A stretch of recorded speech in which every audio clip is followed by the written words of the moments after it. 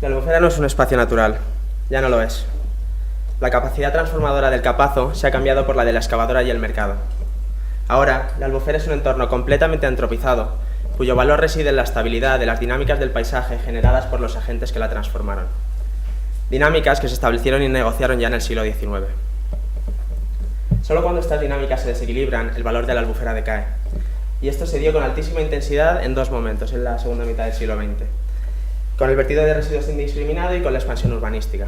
La diferencia es el carácter más permanente y generalizado en la costa del segundo.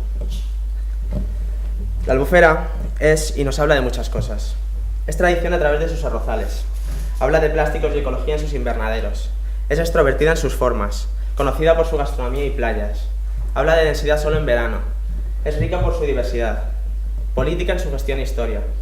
Habla de formas de habitar a través de su arquitectura y es macarra por derecho. La Albufera es lo que es. La Albufera es una forma más de consumir Levante, pero no está sola. En el sur levantino hay varios modelos urbanísticos que se han desarrollado para ciudades con requerimientos similares. Sus paradigmas siempre han sido Torrevieja y Benidorm. Un modelo aboga por lo extensivo y el otro por lo intensivo, y esta descripción, pese a ser una simplificación, es la característica fundamental en la que clasificar las ciudades turísticas de Levante. Escoger un modelo o el otro conlleva intrínsecamente consecuencias de diversa índole. Consecuencias ecológicas y energéticas, de flujos, de capacidad de servicios públicos, de usos, de urbanidad, entre otras. El urbanismo de la Albufera parece haber seguido una línea más próxima al primero, Torrevieja. Pero Benidorm es más valiente y progresista. Benidorm se planificó antes que nadie. Y Benidorm ha sabido adaptarse y mutar. Entonces, ¿qué habría pasado si la Albufera hubiese seguido un modelo más similar a este? Un modelo que abogue más por la gestión del territorio y sus demandas que por la venta de su bien más extraordinario, el suelo. El arquetipo turístico de este modelo es la torre, y su arquitectura también tiene peculiaridades en Levante. Siendo la cara visible de este urbanismo, es lo que generalmente produce más rechazo colectivo. Sin embargo, mucha gente no sabe que es una de las claves del funcionamiento de la ciudad. Si los usuarios pasan poco tiempo en las edificaciones, más ciudad generan en los espacios públicos. Entonces, ¿por qué no meter estos espacios públicos dentro de las edificaciones? Esta torre dejaría de ser un elemento donde únicamente las dinámicas privadas se desarrollan. Y volvemos a la ciudad de Levantina. Ella es la ciudad del espacio público y la calle, por excelencia. Entonces, introducir la calle y, en definitiva, toda la complejidad del plano horizontal de la ciudad en el elemento vertical es como mínimo una posición interesante que quería explorar. Sobre todo considerando que la cohesión y gestión del territorio es algo que la contemporaneidad y en particular el Levante nos aclama desde hace ya tiempo. Y el éxito de esta tipología también tiene que ver con los ciclos turísticos. Los vacíos producidos por ellos en la construcción en altura pueden suponer sobrecostes de mantenimiento. Pero los vacíos en la extensión del territorio, que es lo que ocurre actualmente, lo que producen es la invertebración del mismo, debido a la reducción de su densidad crítica. Y esto afecta directamente a temas de los que ya hemos hablado, en definitiva, al funcionamiento urbano del territorio.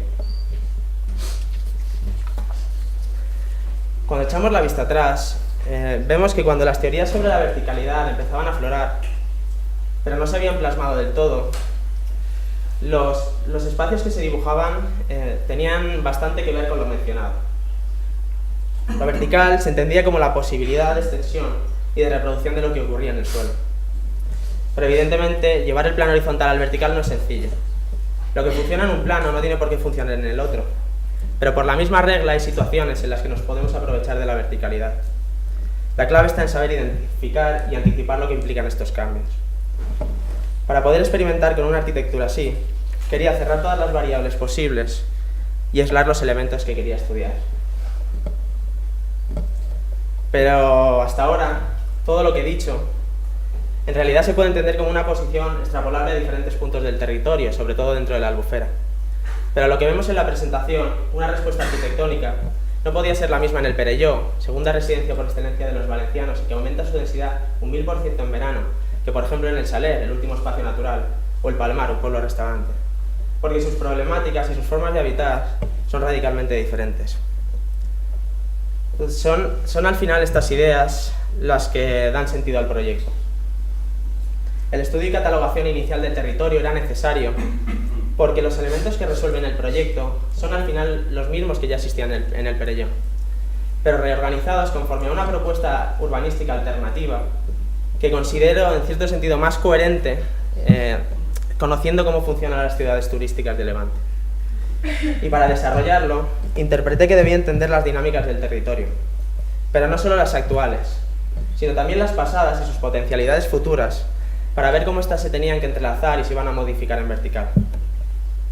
También me parecía importante por la tipología ver cómo se podía introducir, manteniendo una coherencia formal y unitaria en la torre, las heterogeneidades y la escala pequeña de los elementos del territorio. Al final, esta arquitectura despliega una serie de dispositivos tecnológicos multiescalares que, junto a su capital social, engendran unos ambientes y situaciones propias en la Albufera. Situaciones que al final serán mutaciones y reinterpretaciones de las experimentadas actualmente. Esto, en resumen, hace Espiral 3500, una megatextura intensiva que sitúa la calle del Perelló en altura.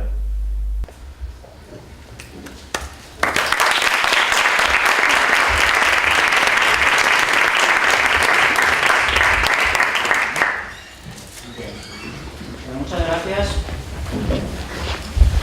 Este proyecto es una buena muestra de lo importante que es que ustedes cuenten el proyecto en lugar de verlos el tribunal a solas, porque obviamente todo el discurso que hay detrás no se ve en la presentación por sí solo. Creo que hay un punto muy importante en la presentación que ha hecho, pues cuando ha orientado este proyecto, ¿qué habría pasado si?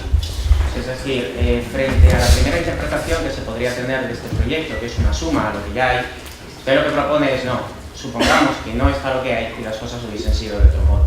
En ese contexto, este proyecto es cuando adquiere más sentido y relevancia. No cabe duda de que tiene usted una capacidad de trabajo excepcional y además es muy ambicioso en el proyecto.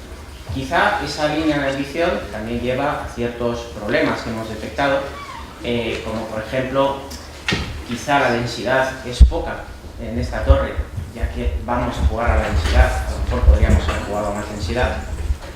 Quizá la estructura no está todavía del todo desarrollada, pero también es cierto que un tour de force como este de una sola persona es excesivo, es decir, esto sería un equipo de personas que de verdad supiesen de estructura los que lo estarían desarrollando y el proyecto cogería nueva densidad en cuanto considerase ese tipo de cuestiones, que no cabe duda de que lo haría, porque lo que se ve es una capacidad de trabajo, una inteligencia muy fuerte.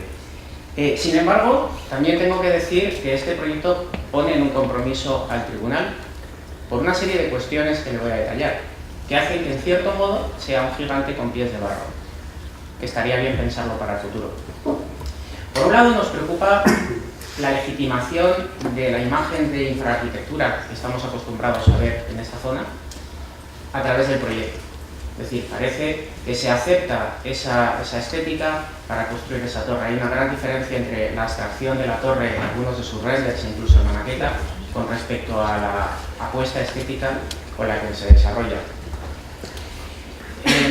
Y tenemos un problema sobre todo por una cuestión. Este acto, aunque parezca académico, no es solo académico, porque han cambiado las tornas. Estamos en unas coordenadas diferentes de lo que era una escuela de arquitectura hasta hace poco. Con el cambio que suponen los planes de estudio, con el cambio que supone que el máster habilitante sea un máster habilitante, donde estamos ahora es ante una situación de responsabilidad social. Es decir, no es tan obvio que las universidades habiliten para ejercer una profesión. Y la tensión que ha habido estos años ha sido que las asociaciones profesionales quieren ser las que habiliten. Esa batalla, en la que muchos hemos dado siempre la opinión de que tenían que seguir siendo las universidades las que habilitasen, se ha ganado de momento, pero eso quiere decir que aquí estamos no solo como un tribunal académico, sino también ejerciendo esa responsabilidad social que toda la sociedad deposita en nosotros para decidir si ustedes están capacitados para ejercer la profesión. Desde ese punto de vista nos encontramos, por ejemplo, dos cuestiones que nos preocupan mucho. Es decir, si mañana llegasen estas asociaciones profesionales y me dijesen, ¿de verdad se puede habilitar a una persona cuya torre, que hace una torre que no cumple ni de lejos condiciones de evacuación, que parece que serían las primeras cuestiones básicas? Solo hay un núcleo de comunicaciones en una torre de 50 plantas. Es preocupante.